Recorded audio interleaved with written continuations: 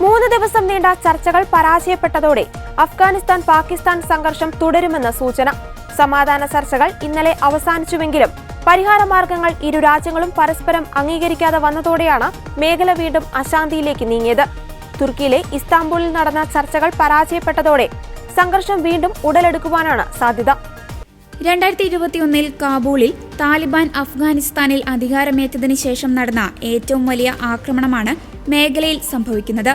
ഇരു രാജ്യങ്ങളും തമ്മിൽ ദീർഘകാലം വെടിനിർത്തൽ കരാറിൽ എത്തുന്നതിനായാണ് ഒക്ടോബർ 25-ന് ചർച്ചകൾ ആരംഭിച്ചതെങ്കിലും ശാശ്വത സമാധാനം കൈവരിക്കാൻ ഇതുവരെ കഴിഞ്ഞിട്ടില്ല.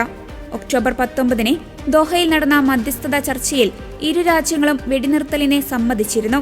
TTP തലവനെ ലക്ഷ്യമിട്ട് കാബൂൾ ഉൾപ്പെടെയുള്ള സ്ഥലങ്ങളിൽ പാകിസ്ഥാൻ വ്യോമാക്രമണം നടത്തിയതിനു ശേഷമാണ് ഒക്ടോബറിൽ ഏറ്റുമുട്ടലുകൾ ആരംഭിച്ചത്. പിന്നാലെ 2600 കിലോമീറ്റർ അതിർത്തിയിലെ പാകിസ്ഥാൻ സൈനിക പോസ്റ്റുകൾക്ക് നേരെ താലിബാൻ ആക്രമണം നടത്തുകയായിരുന്നു. കഴിഞ്ഞ ആഴ്ച നടന്ന ഏറ്റുമുട്ടലിൽ 5 പാകിസ്ഥാൻ സൈനികരും 25 പാകിസ്ഥാൻ താലിബാൻ ഭീകരവാദികളും കൊല്ലപ്പെട്ടതായി രാജ്യാന്തര മാധ്യമങ്ങൾ റിപ്പോർട്ട് ചെയ്തു. ഒരു വിദേശ രാജ്യവുമായുള്ള രഹസ്യ കരാറിന്റെ അടിസ്ഥാനത്തിലാണ് അഫ്ഗാനിസ്ഥാനിൽ ഡ്രോൺ ആക്രമണം തുടരുന്നതെന്ന വെളിപ്പെടുത്തലുമായി പാകിസ്ഥാൻ. തുർക്കിയിൽ നടന്ന അഫ്ഗാനിസ്ഥാൻ പാകിസ്ഥാൻ വെടിനിർത്തൽ ചർച്ചയിലാണ് വെളിപ്പെടുത്തൽ. അഫ്ഗാനിസ്ഥാനുള്ളിൽ ഡ്രോൺ ആക്രമണങ്ങൾ തടയുന്നതിൽ പാകിസ്ഥാൻ പ്രതിനിധി സംഘം നിസ്സഹായത പ്രകടിപ്പിച്ചു. തെഹ്രീക്കെ താലിബാൻ പാകിസ്ഥാൻ നടത്തുന്ന ആക്രമണത്തിന് മറുപടിയായി അഫ്ഗാൻ മണ്ണിൽ പ്രത്യാക്രമണം നടത്താൻ പാകിസ്ഥാനെ അവകാശമുണ്ടെന്ന് അഫ്ഗാൻ സംഘം അംഗീകരിക്കണമെന്ന് പാകിസ്ഥാൻ ആവശ്യപ്പെട്ടതായും രാജ്യാന്തര മാധ്യമങ്ങൾ റിപ്പോർട്ട് ചെയ്തു. പാകിസ്ഥാനും അഫ്ഗാനിസ്ഥാനും തമ്മിൽ ഇസ്താംബൂളിൽ നടന്നുവന്ന ഉന്നതതല ചർച്ചകൾ പരാജയപ്പെട്ടെന്ന് വാർത്താ ഏജൻസി റിപ്പോർട്ട് ചെയ്തു.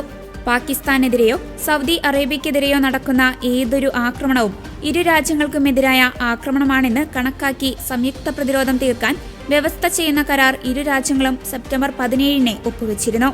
സൗദി അറേബ്യയുടെ കിരീടാവകാശി മുഹമ്മദ് ബിൻ സൽമാനും പാകിസ്ഥാൻ പ്രധാനമന്ത്രി ഷഹബാസ് ഷെരീഫുമാണ് റിയാദിൽ തന്ത്രപരമായ പ്രതിരോധ കരാറിൽ ഒപ്പുവെച്ചത്.